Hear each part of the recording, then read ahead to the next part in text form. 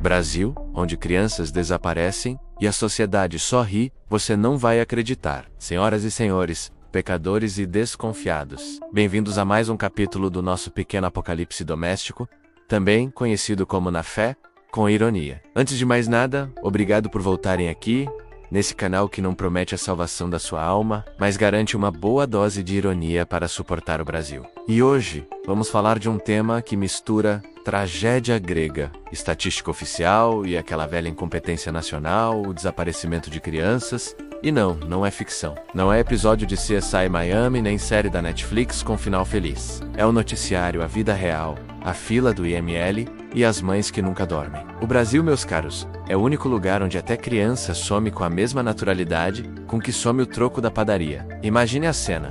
Uma praça qualquer em São Paulo, domingo de sol, pipoqueiro vendendo milho, criança correndo atrás do cachorro e de repente, silêncio. A mãe olha para o lado e o filho não está mais lá, o coração dispara. O tempo para, começa o inferno. E aqui entra a primeira ironia nacional. Enquanto em países como os Estados Unidos existe um sistema chamado Amber Alert que dispara em segundos para celulares, outdoors e redes sociais no Brasil, a mãe liga para a polícia e ouve: "Senhora tem que esperar 24 horas. É como se o Estado brasileiro dissesse: relaxa, talvez ele volte sozinho. Talvez seja só um rolê aleatório de 7 anos de idade, mas não é piada. É dado." Segundo o Anuário de Segurança Pública de 2024, são mais de 80 mil desaparecimentos por ano no Brasil, e uma parte significativa é de crianças e adolescentes. Só em 2022, o próprio Fórum de Segurança Pública mostrou que mais de 200 pessoas somem por dia. É um Titanic silencioso, afundando todo santo dia, e a imprensa mal noticia. E quando noticia, prefere dar espaço à celebridade brigando por pensão ou ao escândalo da vez no BBB. Afinal, criança desaparecida não dá clique. Na Bíblia, o profeta Jeremias já dizia: "Uma voz se ouve em Ramá, pranto e grande lamento." É Raquel chorando por seus filhos. E não quer ser consolada, porque já não existe em Jeremias 31:15. É exatamente isso. Um país inteiro ouvindo o choro das mães da Sé, mas distraído com a última dancinha do TikTok. O teatro da omissão.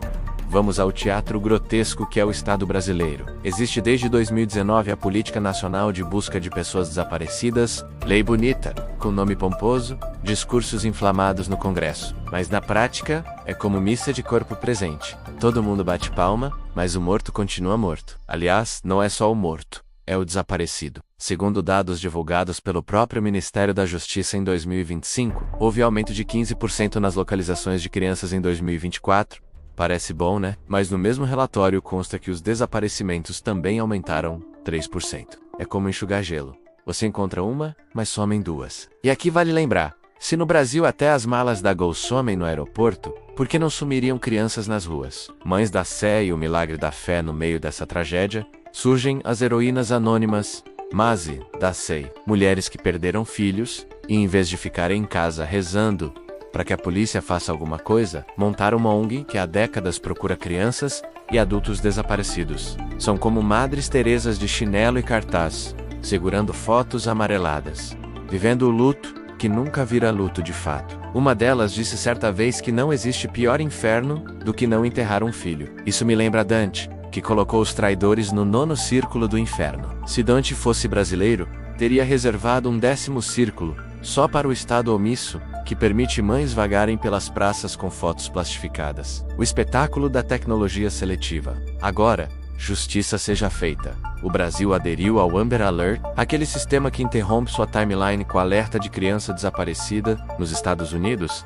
ele já salvou milhares de crianças. Aqui, em 2024, o governo anunciou que o sistema ajudou a encontrar 4 crianças, em um país de 200 desaparecidas por dia. É como tentar apagar o incêndio da Amazônia com uma garrafinha de água mineral. E o mais irônico é que a mesma tecnologia que rastreia cada passo do seu cartão de crédito, que sugere anúncio de fralda porque você espirrou perto de uma farmácia, não consegue encontrar uma criança perdida a 5 quadras de casa. O mundo e seus números frios. Se você acha que esse é um problema exclusivo do Brasil, respire fundo. Segundo o National Center for Missing and Exploited Children, só nos Estados Unidos são mais de 300 mil casos relatados por ano. A Interpol emite centenas de notificações amarelas para crianças desaparecidas ao redor do mundo.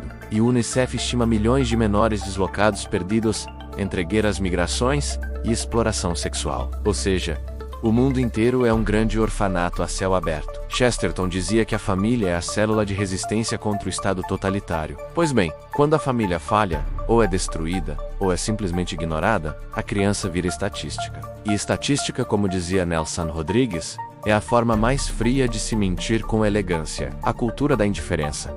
O pior de tudo, não são os números, mas a indiferença. No Brasil, quando uma criança desaparece, o bairro comenta durante 2 dias. A vizinhança posta a foto, e depois o assunto morre. O sumiço vira só mais uma notificação perdida, entre vídeos de receita e fofoca de famoso. É a tal sociedade do espetáculo de Guy Debord.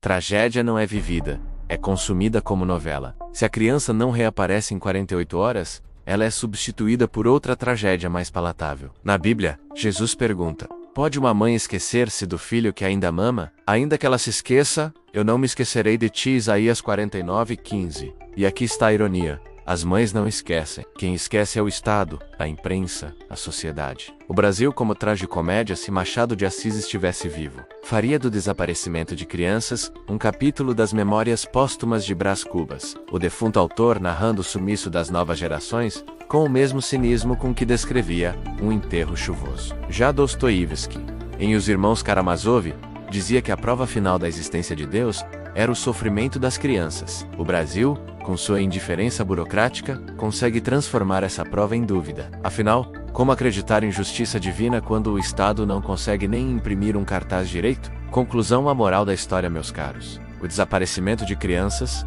é a metáfora perfeita do Brasil. Um país onde o futuro some antes mesmo de existir. Onde a inocência é engolida pela violência, pela negligência e pela indiferença. E aqui fica a moral da história. Se nós como sociedade não chorarmos por essas crianças, seremos cúmplices do crime. Se não cobrarmos do Estado, das polícias, da imprensa, do vizinho, estaremos empurrando o futuro para o abismo. Na Bíblia, Jesus diz: deixai vir a mim os pequeninos, porque deles é o reino dos céus. Mateus 19:14. Pois aqui, parece que deixamos os pequeninos irem para qualquer outro lugar, menos para ele. E eu pergunto: quantas crianças precisam desaparecer para que o Brasil acorde do seu coma moral? Obrigado por terem ficado até o final dessa crônica amarga, mas necessária. Se gostou, curta, compartilhe, se inscreva no canal Na Fé com Ironia, sem mau gosto. Pelo menos faça como o Estado brasileiro.